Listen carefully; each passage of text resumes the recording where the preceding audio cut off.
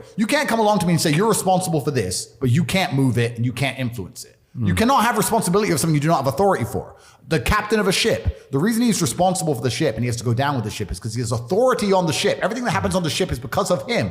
If he gives orders and everyone ignores him, then he has no authority, which means he's not responsible for the outcome, which means he doesn't go down with the boat.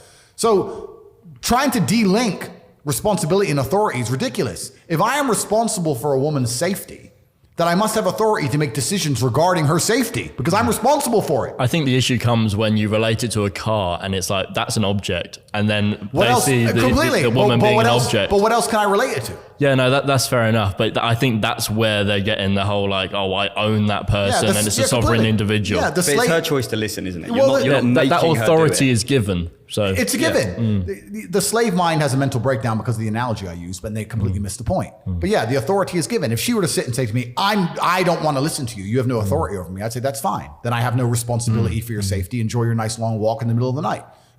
If something bad happens to you, don't call me because there's nothing to do with me. But if she were to say, no, Andrew, you're keeping me safe, I'll say, okay, then you're not going out. So it's a decision for her to make. It's not a matter of coming along and being a slave master. It's just understanding in the universe, whether it's a relationship, whether it's a car, whether it's anything, there's authority and responsibility and they go hand in hand, and trying to decouple them, which is what they're trying to do in the modern world, and to say that you're responsible for everything, but you have no authority over anything. That's clown world. And that's what they're trying to slap on men now, especially in relationships and everything. You're responsible for everything, but you have no authority over any of it. Well, then how can I be responsible for something I can't influence? It's clown world. And this is part of the psyop. They try and do this with absolutely everything. It's crazy. Well, a lot of people look up to you, obviously. But what is an achievable amount the normal guy in the street should be looking to achieve, do you think? On a salary basis? Yeah, and that's a good question. I truthfully believe that the universe is a very giving place. And I don't want to sound, airy-fairy, but I truthfully believe that the universe is a giving place, and that if you actually really want something, you can have it. How much you want is how much you're prepared to sacrifice. So if you want $500,000 a year, you can definitely make that. And that level of stress you'll absorb for that money and the amount of headache you'll go through, if that's the amount you're prepared to accept for a happy life, you'll have it. Do you think anyone can do that though? I think that you have to pre-decide, right? So even my level of wealth comes with enormous stress. Governments are after me. Like most people are not mentally prepared for the bullshit I go through. So the number one factor that's going to decide how successful you are as a person is your ability to absorb stress, your stress level. The better you are at dealing with stress, the more problems you can fix, the more money you're going to make. So you have to decide where on that scale, because you could just be homeless and have no stress. You could just, you could be a brokey and be on the dole and just, I'm broke, but nothing really troubles me. So you have to decide on that level where you want, how much stress you can possibly absorb as a man. And then if you truly want that level, you're going to get it. I believe any man can make anything they want, depending. Any one of you here, I'd have no idea how much money you're making, but if you were to say, you know what, I'm throwing away my relationship, I'm throwing away my social life, and I'm going ham, I'm going nuts, and I don't care what they do to me, I'm gonna go and I'm gonna make it. You'd make a bunch of money, but there's a bunch of garbage that comes with it. So you have to decide, right? So I think it's a conscious decision. Anybody can be as rich as they want to be. That's the true thing about it. And you don't think there's a level of intellect that's needed there? So then we talk about the three things that hold people back. I believe there's only 3 reasons people are not rich. One of 3 reasons. They're either stupid, arrogant, or lazy. Stupid is actually the smallest category. People think, there's a lot of stupid people. There are, but I know a lot of stupid people with a lot of money, right? There's so much money in the world. To be too stupid to generate money, I think is less than 5% of the population who are genuinely too dumb to ever make a good wage. Then you have arrogant and lazy, and these are the 2 most common.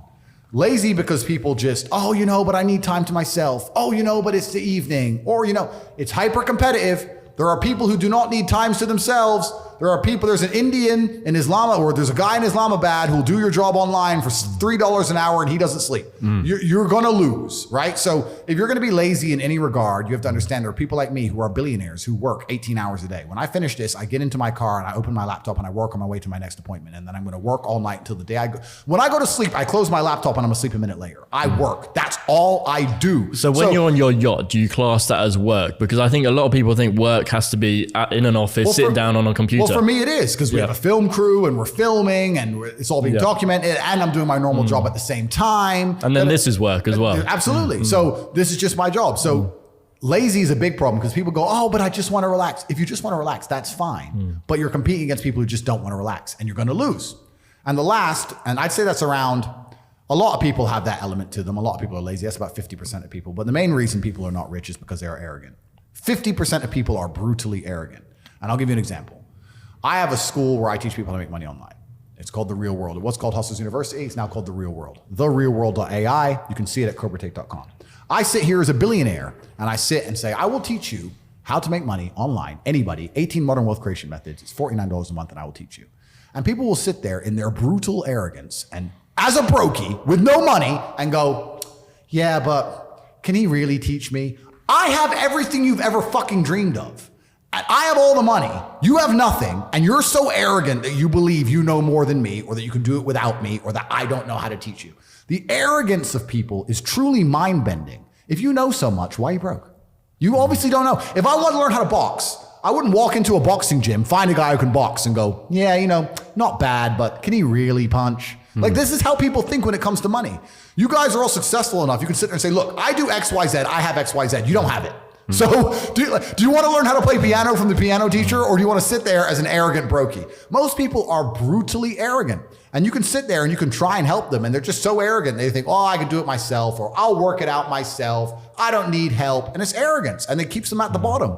Everything great that's happened to me in my life, someone taught me. I had a kickboxing coach. My dad was my chess coach. You get taught things. To sit there and think you're too good to learn, well, this is the problem. Most people are broke. Most people are broke because they're arrogant, bro. It's the truth. It's nothing to do with how stupid they are. They're just arrogant people. How did you seek out those mentors? You talked about your dad teaching you chess and everything. So how did you find the other people in your life? Because not everyone has a father figure. Yeah, that's true. And I found my kickboxing coach to a degree by accident.